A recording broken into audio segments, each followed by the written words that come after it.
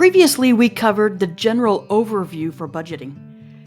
This episode was promised so the details of the first step could be explored. We're going to talk about step 1, adding up all sources of our income. Now, income has many names, but debt is not one of them. Okay, it could be your salary, it could be hourly pay, there could be commissions, maybe it's Social Security or other government payments that you're receiving. It could be cash, it could be gift cards you receive. There are a number of sources of income. What it is not is when you use a credit card, any loans, any money advances. Gambling is a game of chance, and because of that, gambling is an expense, not a source of income, all right? So hopefully you get the idea of what we mean when we talk about income. So we need to add up our income for each of the last 3 months. But as mentioned, income can take many forms. The key is to add it up for each of the last 3 months. So in case there are questions on how you do this, we'll take a minute to talk about how to add up each form of income here. So first, when we talk about a salary, if you get paid once a year, once a month, or twice a month on the 1st and 15th, or the 15th and the last day of the month, it's very straightforward. You're going to take your annual salary, divide it by 12, and populate each of the last 3 months, however you're going to write it down, okay? Pretty straightforward. However, if you get paid every other week, then there are 2 methods that you can use. The first is to just do what we just did. Take your annual salary divided by 12 and populate each of the last 3 months.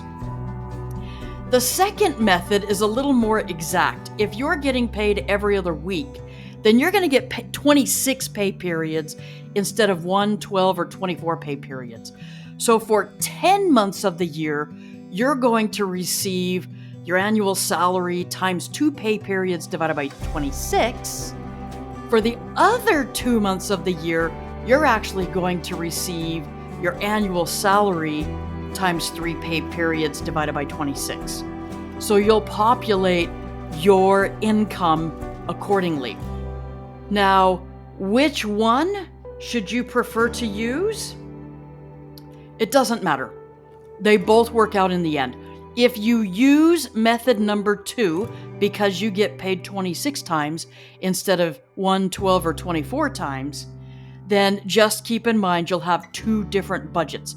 One for when you have 2 pay periods and one for when you have 3 pay periods. It all works out to be exactly the same in the end. It's not a lot of additional work. It's minutes of additional work, not much more than that. So it really just depends on your personality if you're going to use method 1 or method 2. Now, hourly income is much more straightforward. You're just going to take your hourly wage, multiply it by the number of hours you worked in a day for that wage, and then multiply that by the number of days you worked that month. So in our example here, October and November had exactly the same amount, but in December, we had 2 days of overtime. And so we've added in our income for each of the last 3 months accordingly. All right? Okay, commissions. For commissions, you will often get paid a base salary. If so, break it out, calculate the salary as a salary, and include it as a separate line item. All right? Then for the commission side, you're going to use one of 2 methods. You can either add up all of your commissions over the last 12 months and divide it by 12.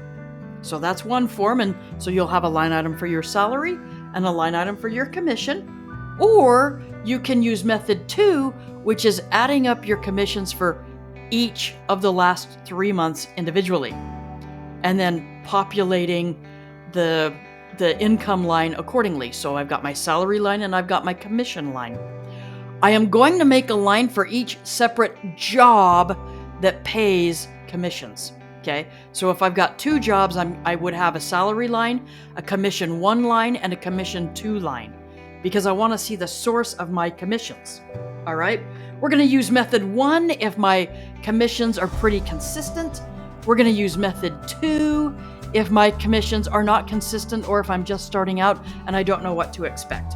Either way works fine. Just be sure to keep the line items separate for different jobs. All right? Now, usually in retirement, there are multiple sources of income. In fact, that's not just for retirement. In a lot of our lives, there are multiple sources of income. You're just going to add them up, making one line item each for each of the last 3 months. This is not what you are paying toward retirement. This is only what you are receiving from your retirement funds. So these could include examples like Social Security, pensions, retirement fund withdrawals like a 401k or an IRA. This could be savings withdrawals. This could be investment withdrawals, okay? In our little example over here, you can see for each of the last 3 months, Social Security, pension, 401k. I got 5 gift cards in December for $450. I added them up and added a line item, okay? But I didn't take anything out of savings for December. And you can see what we've done there. Okay, you may have some questions, all right? Whatever questions I don't go through here, go ahead and add them to the comment section. You'll probably want to hit the subscribe button as well so you know that I've answered that question. But here are some common questions and answers for this step of the budget. How much income do I need to add up? All of it. Your gross income for each of the last 3 months, but keep each month separate, all right? Why do I need to document my income? Why do I need to write it down? In a future step, we're going to make decisions, and we need to easily see the income, okay? Do I add up all of my income or just the income I actually see in my bank account?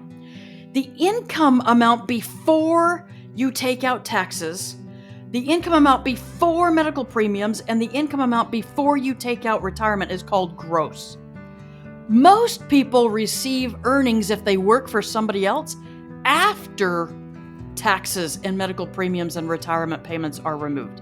That's called net income. We want gross income. So add up the gross income, income before any taxes are removed. All right? Trust the process. I know it doesn't make sense right now, but trust the process. Okay? Where can I find my actual income? You can go to your pay stubs. Online or electronic payroll systems will have it. If you issue invoices, you can go to your invoices to find out what your income is. Income and cash flow that you track or your memory are also sources to track your income. Bank statements are sort of a location. It depends on what your bank statement is reflecting. You may or may not want to use it as a source. If your bank statement is a direct deposit from someone you're working for, it won't reflect your gross income, and you want your gross income. All right? So should I include dollar amounts for company benefits that I receive? And that depends on what the benefit is. If we're talking about company contributions to retirement or health insurance or unvested bonuses, no, do not include that as part of your monthly income. If we're talking about cash bonuses or tips, or maybe stock options that you have exercised that month, yes, include that as your income, okay?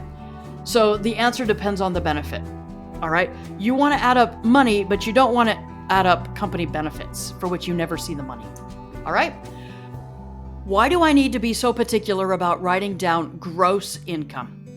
Taxes, company medical contributions, other deductions like that, and your medical contributions, they are not income. Those are expenses, and we will add those up later on. We are trying to get to a thing called disposable income, okay? Disposable income is a liquid asset. It's what you actually use to live on, all right? Now, there is a bonus answer here. It actually isn't tied to any kind of a question, but as you do this exercise, you're going to find patterns in your income, and you're going to learn a little something about yourself that's very important. So watch for your patterns, all right? That does it. Here's my disclaimer. Definitely subscribe if you want to see more, but in the meantime, I'm adding a couple of links here. They're going to be tied to the budgeting overview that we went through, as well as an example of a budget, so you can see the pattern. All right. Thanks everyone for watching. We'll catch you next time.